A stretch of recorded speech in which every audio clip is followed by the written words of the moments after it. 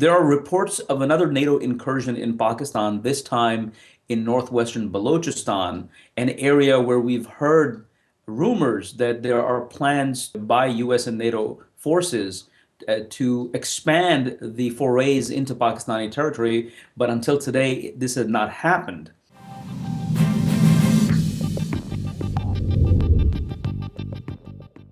Today's incursion is interesting not only because it's the first time that we've seen such an incursion in that particular area, but it also comes a few days after the Pakistanis opened the NATO supply route, which was shut down in the aftermath of another incursion in the tribal belt, which led to the death of three Pakistani paramilitary personnel. We still have a situation where tensions remain. In fact, it can be argued that tensions seem to be increasing.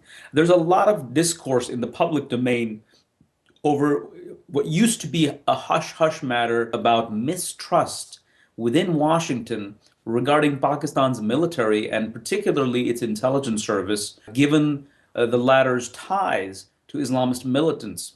After the way the Pakistanis shut down the border for over a week, the Americans are thinking that the Pakistanis shouldn't feel too confident in what they have been able to do, and therefore the United States has to sustain its pressure.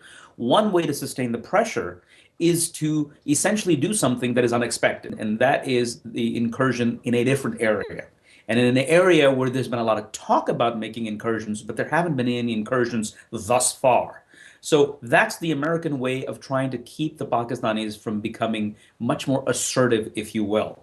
The Pakistanis realize the situation. The Pakistanis are also seeing how there is a debate within Washington as to the role of Pakistan in the entire US strategy for Afghanistan. There are those who say we need to work with the Pakistanis in order to achieve our goals. But then there is also a significant amount of people or a faction that says that, well, the Pakistanis have a very problematic relationship with the insurgents that undermines the goals of the United States. So when the Pakistanis look at that, they really don't know what to expect from the United States. So you see them also responding in terms of this media telegraphing. Moving forward, we need to see whether the Pakistanis and the Americans can come to terms in terms of salvageable insurgents. Everybody knows that there are going to be negotiations with the Taliban. The question is, which Taliban? And unless that issue is hammered out, I think that we will continue to see lots of tensions between Washington and Islamabad, even though both sides overall will continue to cooperate.